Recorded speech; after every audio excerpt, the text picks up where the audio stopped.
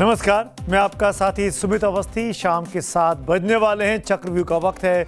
आइए शुरू करते हैं अपना फेवरेट शो और देखते हैं पहले वो 4 कहानियां जिन पर आज आपने वोटिंग की है। पहली कहानी, बीजेपी के फायर ब्रांड प्रवक्ता स्पोक्सपर्सन शहजाद पूनावाला ने अचानक क्यों पार्टी छोड़ दी, क्या हुआ, उनके इस्तीफे की वजह क्या है, पीछे की कहानी क्या है। इस खबर को 20% लोग देखना चाहते हैं। आगे इस पर विस्तार से बात करते हैं। जंतर मंतर प्रदर्शन में दर्द खाकी, कहानी कहां तक है बाकी। इस खबर को 22% लोग देखना चाहते हैं। आगे इस पर और बात करते हैं। और जनरल मुनीर को कॉकरोच का डर, पाकिस्तान में ये कॉकरोच क्या है, इस पर क्यों दहशत है। इस खबर को 27% लोग देखना चाहते हैं। 7:28 पर डिटेल में इस पर बात करते हैं। और जिस खबर को आज आपने सबसे अधिक पसंद किया है, सबसे अधिक वोट दिए हैं, वो है संसद में परीक्षा बिल तो पास, फिर भी हंगामा क्यों है जारी। ये स्टोरी आज 31% लोगों की पहली पसंद है। आज दिल्ली पुलिस के परिजनों ने भी सामने आकर प्रेस कॉन्फ्रेंस की है, अपने पतियों का, अपने पिताओं की चिंता बताई है। आज हमारी लीड स्टोरी भी यही है।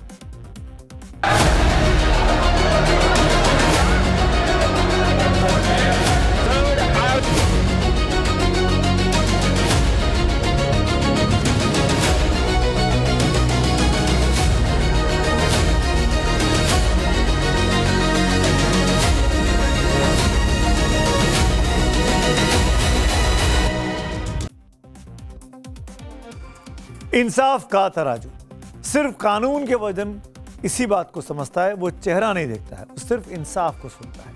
ये सिर्फ दलीलें सुनता है और इंसाफ की कसौटी पर तौलता है। ठीक वैसे ही 20 जुलाई को दिल्ली की सड़कों पर जो कुछ भी हुआ, उसे लेकर अलग अलग दावों की दलीलें सामने आ रही हैं।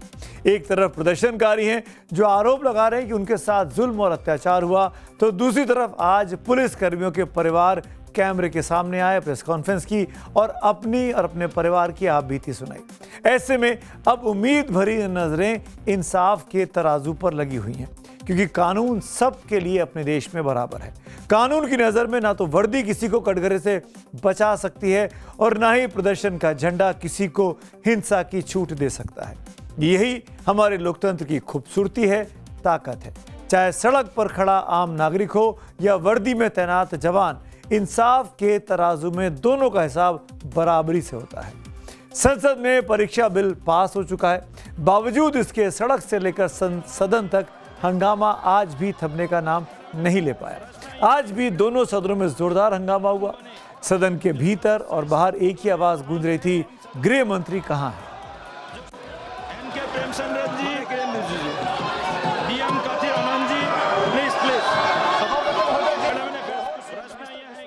संसद के भीतर की तस्वीरें देखिए आपने। अब तस्वीरें संसद के बाहर की दिखाता हूं, मकर द्वार, जहां विपक्षी सांसद अमित शाह संसद से गायब क्यों का पोस्टर लेकर प्रोटेस्ट कर रहे थे। इस प्रोटेस्ट के साथ ये कहना चाह रहे थे कि अमित शाह सदन में क्यों नहीं आ रहे हैं।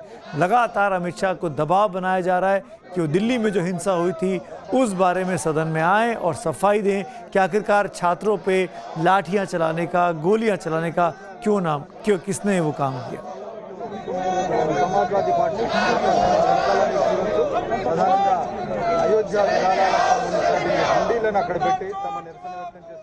तो धर्मेंद्र प्रधान के इस्तीफे के बाद अब विपक्ष के निशाने पर 20 जुलाई की हिंसा को लेकर गृह मंत्री अमित शाह हैं। संसद के अंदर और बाहर विपक्ष लगातार अमित शाह पर इन दिनों हमला बोल रहा है, उनका इस्तीफा मांग रहा है, तो वहीं सत्ता पक्ष विपक्ष पर जिम्मेदारी से भागने का आरोप लगा रहा है। सुनिए।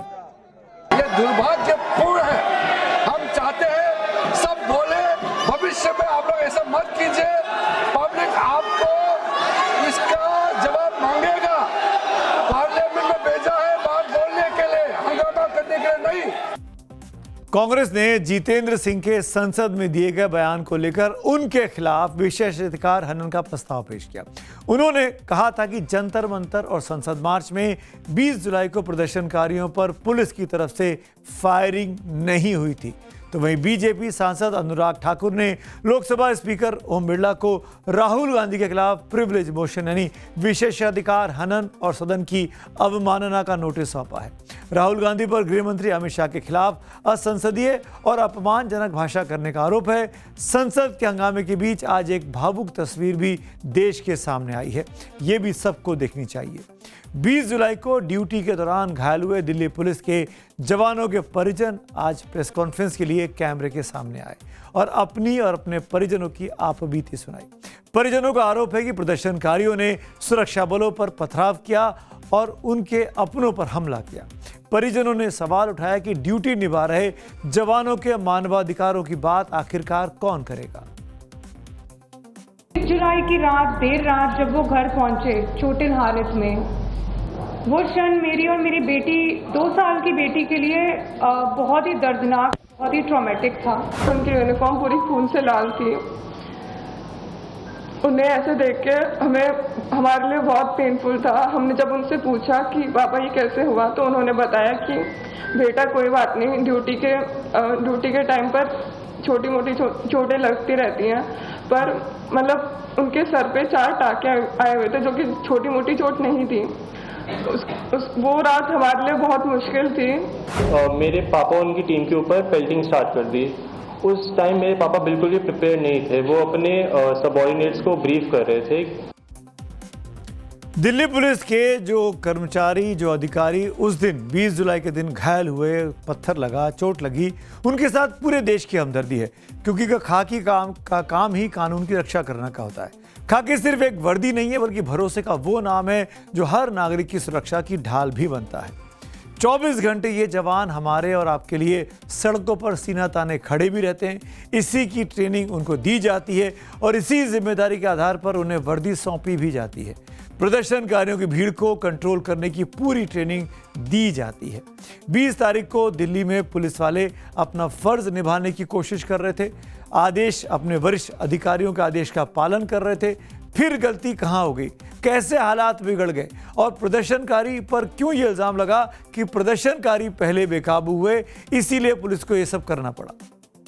पुलिस को ऐसी स्थिति तो फेस करनी होती है और हर विरोध में आप देखिएगा कि कुछ अवांछनीय तथ्य तो मिल ही जाते हैं। ऐसा इसमें भी हुआ, जैसे कि कुछ क्रिमिनल्स आ गए और उन्होंने पुलिस से पथराव किया।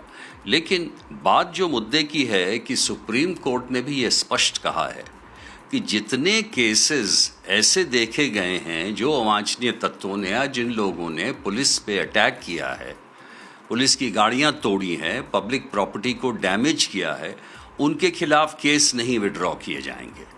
तो ये तो तय हो चुका है।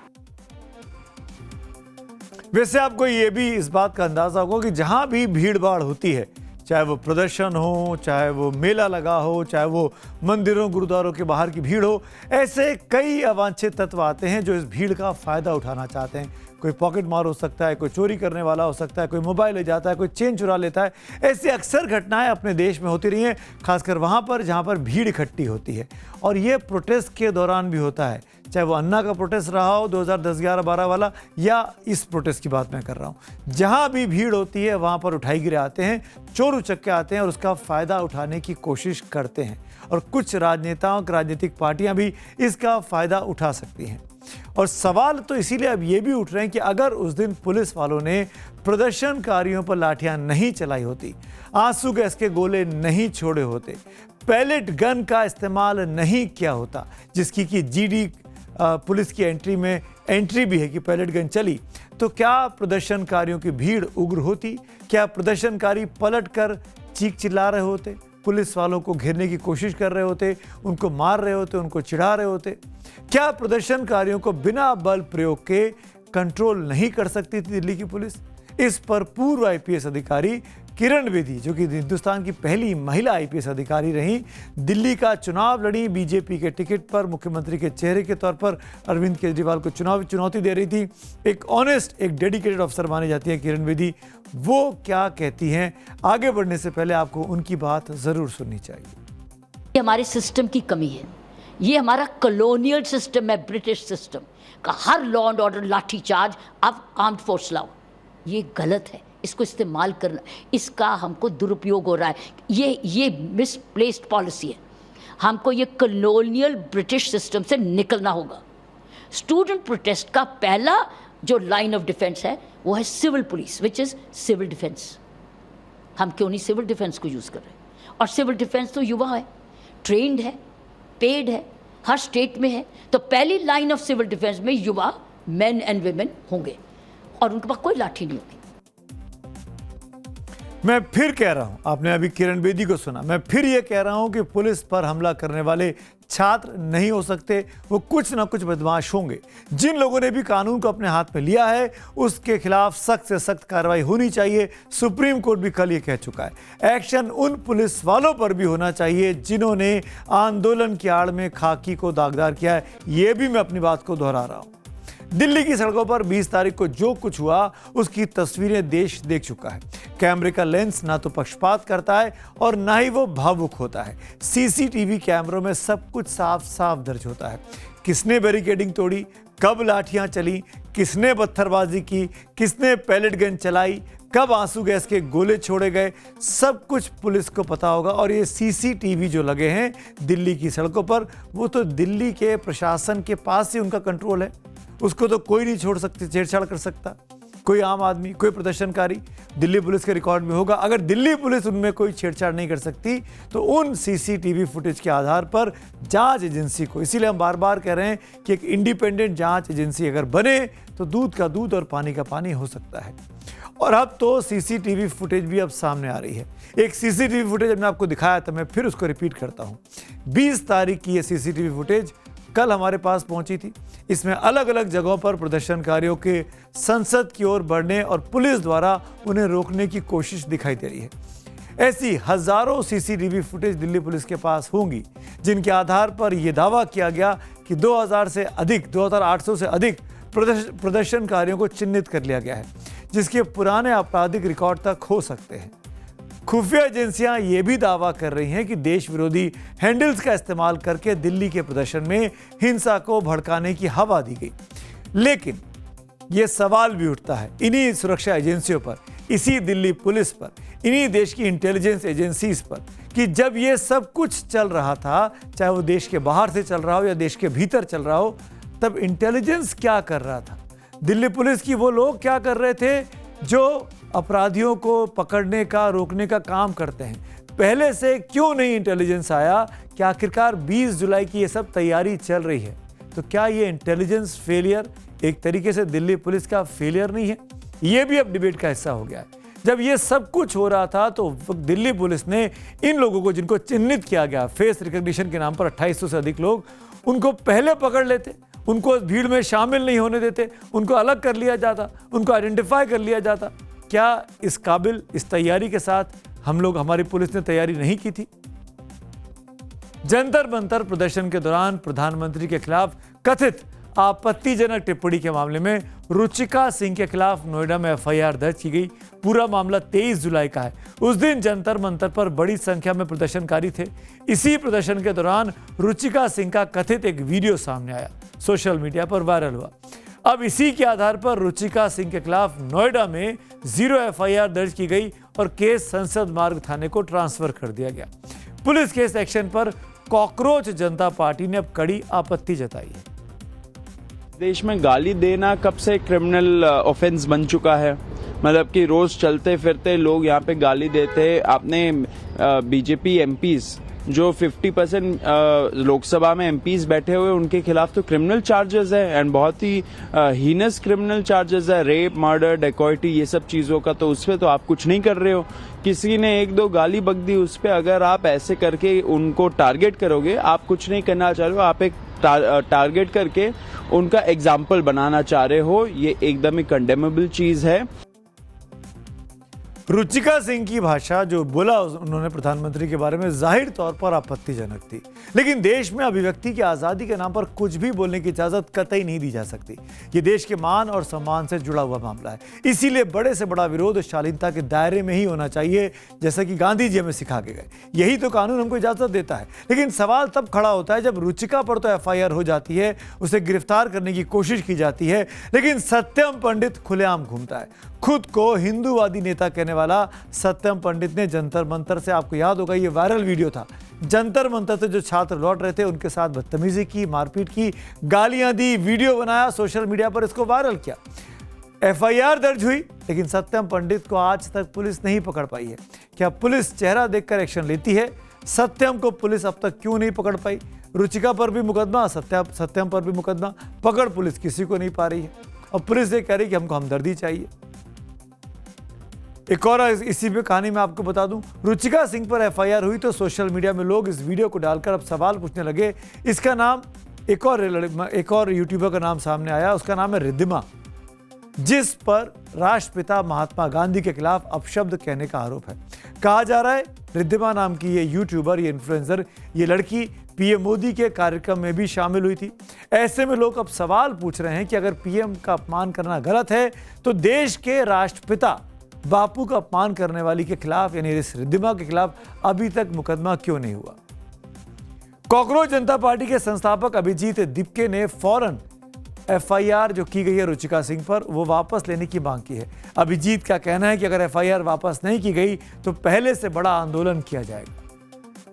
अगर एफआईआर पीछे नहीं लेते और स्टूडेंट्स को ऐसे ही परेशान करते रहेंगे तो हम फिर से आंदोलन करेंगे। इस सरकार को ये बात समझनी चाहिए कि स्टूडेंट्स का गुस्सा कम नहीं हुआ है। अगर उन्हें लगता है एक धर्मेंद्र प्रधान का इस्तीफा देकर ये गुस्सा ठंडा हो जाएगा, ऐसा नहीं है। गुस्सा बहुत ज्यादा है लोगों में और जरूरत पड़ी तो ये आंदोलन फिर होगा और जो पिछला हुआ उससे भी बड़ा आंदोलन होगा। अभिजीत दरअसल बात कर रहे थे तमाम छात्रों पे जिन पर मुकदमे किए गए थे देश भर में, जो कि डील का हिस्सा था सरकार के साथ, जो प्रॉमिस किया गया था सीजेपी को कि तमाम छात्रों को छोड़ देगी जिनके खिलाफ मुकदमे किए गए। उस बारे में अभिजीत दीपके बोल रहे थे, ना कि रुचिका सिंह के बारे में। लोकतंत्र में पक्ष विपक्ष कोई दुश्मन नहीं, बल्कि देश की मजबूत नींव एक पहचान है। एक मजबूत लोकतंत्र वही है जहां सत्ता के फैसलों पर सवाल उठाने की आज़ादी होती है। छात्र अपनी मांगों को लेकर प्रदर्शन कर सकते हैं। सरकार का भी फर्ज है कि वो मांगों को सुने, उस पर विचार करे और उनका समाधान निकाले। शांतिपूर्ण प्रदर्शन सबका संवैधानिक अधिकार है, इसकी रक्षा होनी ही चाहिए, तभी तो हम लोकतंत्र में हैं। लेकिन जैसे ही विरोध के मन से हिंसक तस्वीरें सामने आती हैं तो नुकसान किसी एक का नहीं, हमारा आपका नहीं, बीजेपी कांग्रेस का नहीं, बल्कि पूरे राष्ट्र का होता है, पूरे लोकतंत्र का होता है। ये हम सबको याद रखना चाहिए। बात करते हैं आज की अगली कहानी की। मेरा ईमान क्या पूछती हो मुन्नी, शिया के साथ शिया, सुन्नी के साथ सुन्नी। अकबर इलाहाबादी ने यह शेर करीब 100 साल पहले लिखा था। लेकिन राजनीति का कैलेंडर बड़ा अजीब होता है। तारीखें बदल जाती हैं, शख्सियत बदल जाते हैं, लेकिन कुछ फैसलों के मायने हमेशा एक से रहते हैं। मैंने इस न्यूज़ सेगमेंट की शुरुआत इस शेर से क्यों की, इसे आप जब पूरी खबर जानेंगे तो खुद ही समझ लेंगे। दरअसल खबर यह कि भारतीय जनता पार्टी के राष्ट्रीय प्रवक्ता रहे शहजाद पूनावाला ने आज अचानक बीजेपी से इस्तीफा दे दिया, जिसके बाद सियासी गलियारों से लेकर सोशल मीडिया तक में हलचल मच गई। हालांकि उन्होंने अभी तक इसकी आधिकारिक तौर पर घोषणा नहीं की है, लेकिन सूत्रों की माने तो शहजाद पूनावाला ने पार्टी नेतृत्व को अपना इस्तीफा सौंपा है। सूत्रों के मुताबिक उन्होंने इसके लिए निजी कारणों का हवाला दिया है। अब राजनीति में निजी कारण भी अक्सर सार्वजनिक बहस का विषय बन जाते हैं, जो आज भी बने हैं। बहस इसलिए भी हो रही है क्योंकि इस्तीफे से एक दिन पहले कल उन्होंने एक पुराना अपना इंटरव्यू सोशल मीडिया पर शेयर किया था, जिसमें उन्होंने सक्रिय राजनीति से दूर होने की इच्छा जताई थी। और आज इस्तीफे की चर्चा के बीच शहजाद ने अपना सोशल मीडिया प्लेटफॉर्म एक्स के बायो से नेशनल स्पोक्सपर्सन बीजेपी का जो टैग लिखा था उसको हटा दिया। इस पर लोगों का अब ध्यान जाए, इसीलिए उन्होंने खुद ही माई अपडेटेड बायो लिखकर इसको शेयर भी किया, यानी अपनी तरफ ध्यान आकर्षित किया अपने हैंडल की ओर। लेकिन आप गौर से देखेंगे उन्होंने अपने सोशल मीडिया प्रोफाइल पर एक और चीज महत्वपूर्ण लिखी हुई है, life long follower of PM Narendra Modi, मतलब प्रधानमंत्री नरेंद्र मोदी का आजीवन समर्थक। यानी बीजेपी पार्टी छोड़ दी लेकिन नरेंद्र मोदी को समर्थन उनका बरकरार रहेगा। यहीं से शुरू होता है सियासी गोलमाल का खेल। पीएम मोदी के आजीवन समर्थक और भारतीय जनता पार्टी से इस्तीफा, कितना सुंदर संतुलन दिखाई देता है। अब ऐसा बैलेंस कोई पार्टी प्रवक्ता ही तो बना सकता है। राजनीति में इसे शायद सॉफ्ट एग्जिट कहा जा सकता है। आपको बता दूं, राजनीतिक पार्टी का प्रवक्ता नेता तो होता ही है, कई मायने में वो नेता से भी 2 कदम आगे होता है। उसका काम पार्टी के स्टैंड को हर हाल में सही साबित करना होता है। अगर पार्टी कहे कि दिन है तो वो सूरज लेकर नीचे आ जाएगा, और अगर पार्टी दिन में कहे कि रात है तो वो चांद को गवाह बना के साबित करेगा कि नहीं, अभी तो शाम हो रही है। शहजाद पूनावाला की शख्सियत भी ऐसी ही रही है। एक समय कांग्रेस की तरफ से बीजेपी पर ऐसी बरसात करते थे कि टीवी स्टूडियो में छाता खोलना पड़े, फिर बीजेपी में आए तो कांग्रेस पर भी वैसे ही बरसने लगे। सुनिए जरा। राहुल के सिद्धांत और हाथी के दांत खाने के अलग, दिखाने के अलग। केरलम में, कर्नाटका में, उनके ही झारखंड में, उनके और राज्यों में, हिमाचल में, अलग अलग राज्यों में पेपर लीक होते, पेपर आउट होते, वहां पे वो आवाज नहीं उठाते। वहां स्टूडेंट्स एक बहाना है केवल अपने आप के लिए क्रेडिट जुटाना है और किस प्रकार से अपने राजनीतिक हित को पाना है, ये राहुल गांधी का लक्ष्य है। ये पार्लियामेंट में साबित हो गया। हाथी के दांत और कांग्रेस के सिद्धांत खाने के अलग, दिखाने के अलग। कांग्रेस पार्टी दिल्ली में तो नौटंकी करती है और केसेस विड्रॉल के बारे में चीखती चिल्लाती है, बाकी सब इशू उठाती है, परंतु पार्लियामेंट में चर्चा कैसे भाग रही थी वो हमने सबने देखा है। एक तरफ विपक्ष कहता है कि एनडीए की, मोदी जी की सरकार एंटी माइनॉरिटी है, और दूसरी तरफ किरण रिजिजू जी ने आंकड़े ऐसे प्रस्तुत किए हैं जिससे कि इनका पूरा नैरेटिव ध्वस्त हो गया इस्लामोफोबिया वाला। अगर कोई मेरिट से आगे आता है, परिवार के दम पर नहीं, तो कैसे उनसे घृणा करते, गाली देते हैं। यही प्रियंका वाड्रा की सोच है, यही प्रियंका वाड्रा का अप्रोच है, और इसीलिए उन्होंने परिवारवाद की मानसिकता से ग्रसित होकर कामकोटी जी को भी और मीडिया को भी गालियां दी है। ये तमाम बयान जो आपने सुने शहजाद पूनावाले के, वो तब के जब वो बीजेपी में शामिल हो गए थे। दरअसल सियासी इतिहास गवाह कि इस्तीफे का निजी कारण राजनीति का सबसे बड़ा सार्वजनिक बहाना होता है। जिस कारण को कोई बताना नहीं चाहता उसे वो निजी कह देता है। शहजाद पूनावाला के बारे में अगर बताएं आपको तो 2008 में कांग्रेस के साथ अपने राजनीतिक करियर की उन्होंने शुरुआत की थी। पुणे में national students union of India यानी NSUI के उपाध्यक्ष बने। ऑल इंडिया कांग्रेस कमेटी की मीडिया सेल की रिसर्च टीम का वो सदस्य बनते हैं और महाराष्ट्र कांग्रेस में उसके बाद सचिव के तौर पर वो काम करते हैं। पूरे वक्त वो कांग्रेस पार्टी के साथ रहे, कांग्रेस पार्टी के मीडिया सेल में काम किया। टॉम वडक्कन जो कि अब वो भी बीजेपी में, उनके साथ शहजाद पूनावाला काम करते थे। यूपीए की सरकार जब थी और राज्यसभा टीवी में जब राजीव शुक्ला काम किया करते थे, उनकी टीम का कोर हिस्सा रहे हैं शहजाद पूनावाला। साल 2017 में उनके राजनीतिक करियर में एक बड़ा नाटकीय मोड़ आया। 2017 में उन्होंने कांग्रेस अध्यक्ष पद के चुनावी प्रक्रिया पर सवाल उठाए थे। उन्होंने आरोप लगाया कि राहुल गांधी को अध्यक्ष बनाने के लिए कांग्रेस अध्यक्ष के चुनाव में धांधली की जा रही है। कांग्रेस छोड़ने के बाद इसी मुद्दे पर वो पार्टी छोड़ते हैं और उसके तुरंत बाद वो बीजेपी में शामिल हो जाते हैं और पार्टी के राष्ट्रीय प्रवक्ता के रूप में आक्रामक तरीके से अपना पक्ष रखते हैं। मुस्लिम हैं, कांग्रेस छोड़कर आए हैं, नरेंद्र मोदी के लिए बैटिंग करते हैं, बीजेपी उन्हें भरपूर हाथों हाथ लेती है। 2021 में उन्हें दिल्ली बीजेपी के सोशल मीडिया प्रकोष्ठ का प्रभारी बनाती है, लेकिन आज उनके बीजेपी छोड़ने के बाद उनके पुराने बयान सोशल मीडिया पर अचानक ट्रेंड करने लगे हैं, जब वो कांग्रेस में हुआ करते थे। अच्छा, ऐसा गोलमाल करने वालों में शहजाद अकेले नहीं है। ये सिर्फ शहजाद पूनावाला भर की कहानी नहीं है। राजनीति का अपना मौसम विभाग है। यहाँ हवाएं बदलती हैं तो बयान भी दिशा बदल लेते हैं। कई नाम आपको याद दिलाता हूं जो आप अगर आप भूल गए हो। राघव चड्ढा, गौरव वल्लभ, गौरव भाटिया, प्रियंका चतुर्वेदी, शाजिया इल्मी, डॉक्टर अजय आलोक जैसे कई नाम हैं। सबकी कहानी लगभग एक जैसी है। कल तक जिस पेड़ की जड़ खोद रहे थे, आज उसी पेड़ की छांव में प्रेस कॉन्फ्रेंस करते दिखाई देते हैं। चाहे वो सोनिया गांधी जी हो, राहुल गांधी हो, चाहे अरविंद केजरीवाल हो, चाहे तमाम तुष्टीकरण करने वाली पार्टियां, समाजवादी पार्टी भी है, ममता बनर्जी भी है, किसी ने भी हम कानून के साथ हैं, पीड़ित परिवारों के साथ हैं ये नहीं कहा। उन्होंने केवल एक बात कही, तुष्टीकरण हम करते रहेंगे, मस्जिद जाएंगे, एक वर्ग की बात करेंगे, अगर वो अपराधी भी है तो क्या हुआ। आदमी घर बदलता है, नौकरी बदलता है, शहर बदलता है, लेकिन पार्टी प्रवक्ताओं के दल बदल को देखकर तो कहना गलत नहीं होगा, अब तो विचार भी किराए के मकान की तरह बदलने लगे हैं। कल तक जिस विचारधारा में धूप सेक रहे थे, आज उसी पर पत्थर मार रहे होते हैं। जैसे आजकल राजनीति में विचारधारा नहीं, रिचार्ज प्लान चल रहे हों, जिसका पैक खत वो दूसरे नेटवर्क पर पोर्ट हो जाता है। मोबाइल नंबर वही रहता है, बस नेटवर्क नया पकड़ लेता है। अब कांग्रेस से बीजेपी में आए गौरव वल्लभ को ही सुन लीजिए। जब वो कांग्रेस के प्रवक्ता थे तो बीजेपी को खूब खरी खोटी सुनाया करते थे। अप्रैल 2024 में उन्होंने कांग्रेस से इस्तीफा दे दिया और बीजेपी में आ गए। दल बदलने के पीछे उन्होंने कांग्रेस के सनातन धर्म विरोधी नारों और अयोध्या राम मंदिर प्राण प्रतिष्ठा समारोह के निमंत्रण को अस्वीकार करने की नीति को बताया था। फिलहाल वो प्रधानमंत्री की आर्थिक सलाहकार परिषद EAC-PM के सदस्य हैं। 2024 का जो चुनाव है लोकसभा का, वो लड़े और ऐसी ताकतों को हराए जिनकी बुनियाद डिवाइड एंड रूल पे है, झूठ बोल के आगे बढ़ने पे है, लोगों को गुमराह करके, डिस्ट्रैक्ट करके, लोगों फैक्ट्स को डिस्टॉर्ट करके, संवैधानिक व्यवस्थाओं का हनन करके आगे बढ़ने का है, उनको हराने का दे। अभी हमारी जो चर्चा है उसको आगे बढ़ने दीजिए, एक एक चीज़ को देश के लोगों के सामने स्पष्ट करेंगे। महत्वपूर्ण ये है कि बेरोजगारी की समस्या कैसे हटाई जाए, महंगाई का निदान क्या हो। देखिए, भारतीय जनता पार्टी का जो मनोस्थिति है ना, वो ऐसी हो गई है कि उनको कुछ समझ में नहीं आ रहा है कि करें तो करें क्या।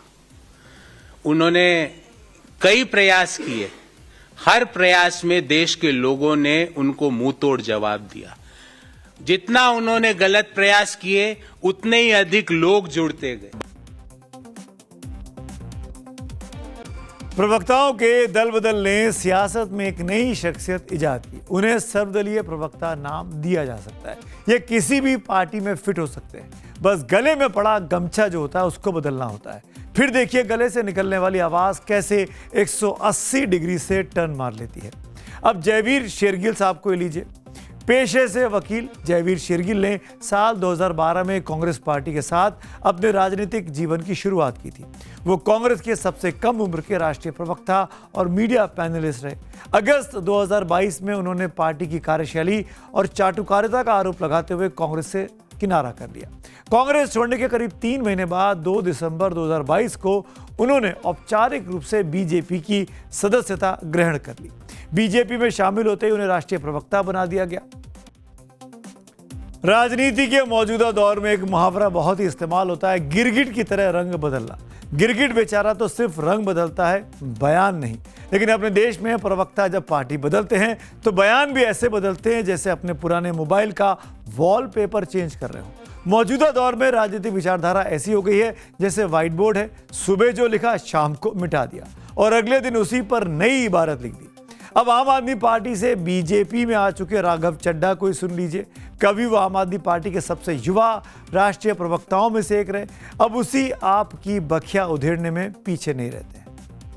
मैं वेल विशर्स को भी कुछ कहना चाहूंगा जो पिछले कुछ समय से मुझे कह रहे थे कि राघव आप नीट के इशू पर कब बोलोगे, आपको हम सुनना चाहते हैं। मैं बड़ी हम्बली कहना चाहता हूं सर, जब मैं ऑपोजिशन में बैठता था तब सवाल मेरा हथियार था। आज मैं ट्रेजरी बेंचेस पर बैठता हूं, आज सोल्यूशन मेरी जिम्मेदारी है।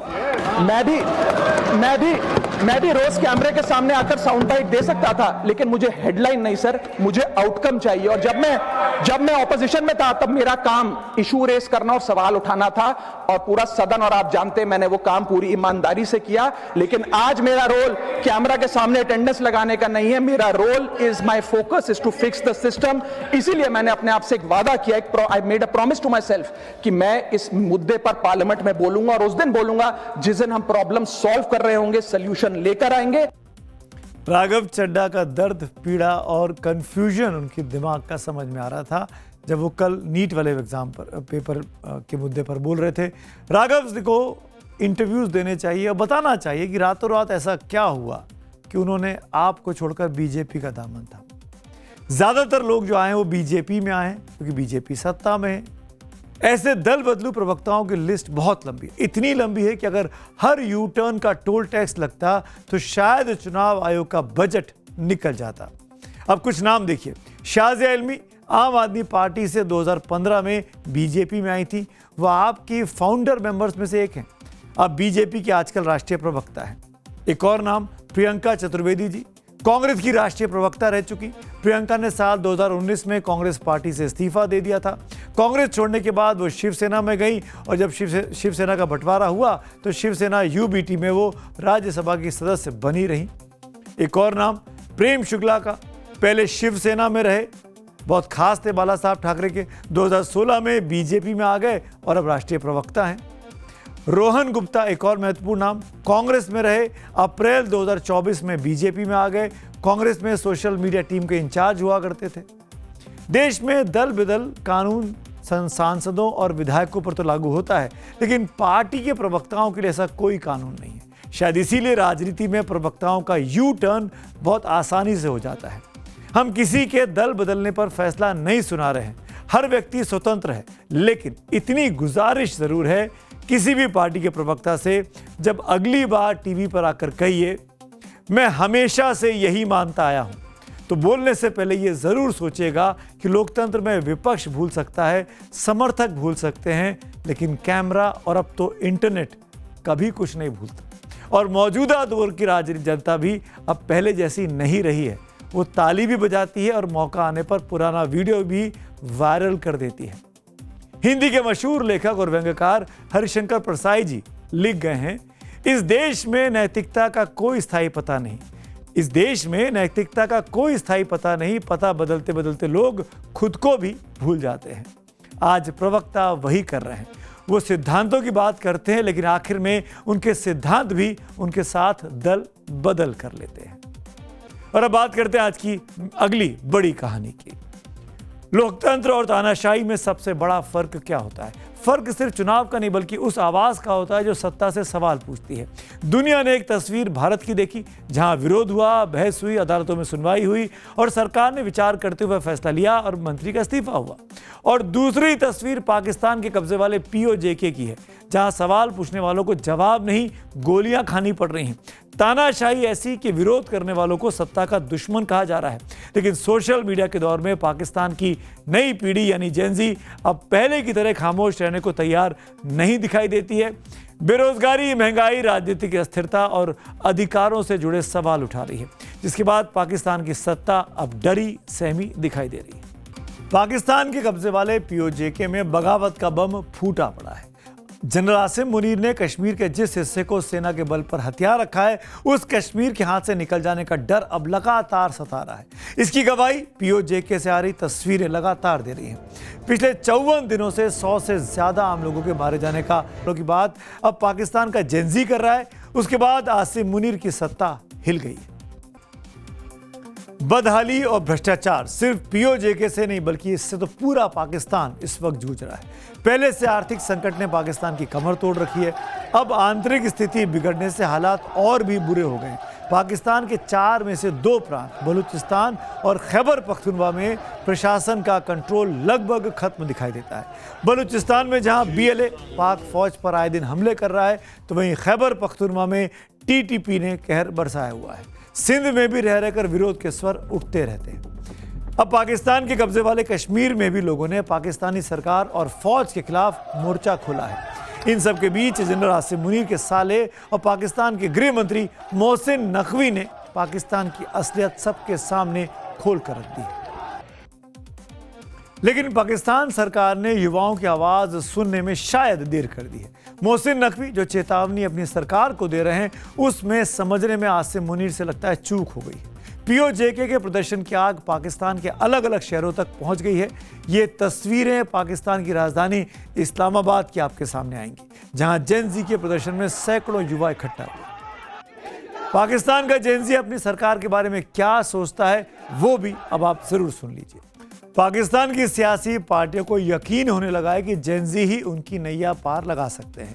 मई 2023 में इमरान खान की गिरफ्तारी के बाद से ही PTI समर्थक सड़कों पर हैं। नवंबर 2024 में इस्लामाबाद में मार्च निकाला गया था। अगस्त 2025 में कई बड़े प्रदर्शन हुए थे। इसी साल फरवरी में तो नेशनल स्ट्राइक भी की गई थी। इस बीच इमरान खान की मौत की खबर भी कई बार सामने आई, लेकिन आसिम मुनीर के आगे PTI की एक नहीं चली थी। अब इमरान खान की बहन अलीमा खान पाकिस्तान में जेनजी आंदोलन की अपील कर रही हैं। उन्होंने पाकिस्तानी बच्चों के सामने भारत का उदाहरण दिया और कहा कि भारत में बच्चों के प्रदर्शन के बाद इस्तीफा हुआ, अब पाकिस्तान में भी ऐसे आंदोलन की ज़रूरत है। तो क्या हालात है पाकिस्तान के? POJK के लगातार आपको चक्रव्यूह के जरिए न भारत के जरिए अपडेट करते रहेंगे। अब वक्त हो गया है आखिर में पब्लिक व्यूज़ का, मेरा फेवरेट सेगमेंट। आपके व्यूज़ हमारे लिए बहुत इंपॉर्टेंट हैं। प्रोफेसर प्रदीप का ये पोस्ट मैं ले रहा हूं सबसे पहले। शहजाद पूनावाला ने रेनकोट पहनकर यह समझा दिया कि कांग्रेस और बीजेपी दोनों की नीतियां जनता विरोधी हैं। अब रेनकोट उतारकर खुद के सिद्धांतों का प्रवक्ता बने तो जनता के बीच उनकी बात का वजन बहुत बढ़ जाएगा। अविनाश पांडे का एक और पोस्ट हमारे पास पहुंचा है। घायल छात्रों से मिलने वालों का क्या नैतिक कर्तव्य नहीं बनता कि पुलिस कर्मियों के परिवार से भी मिले? कौन सही है कौन गलत, इसकी जांच करना नेताओं का काम तो नहीं है। तो आज मेरे साथ इतना ही। कल मुलाकात होगी आपके चक्रव्यूह स्पेशल के साथ। तब तक के लिए शुभ रात्रि।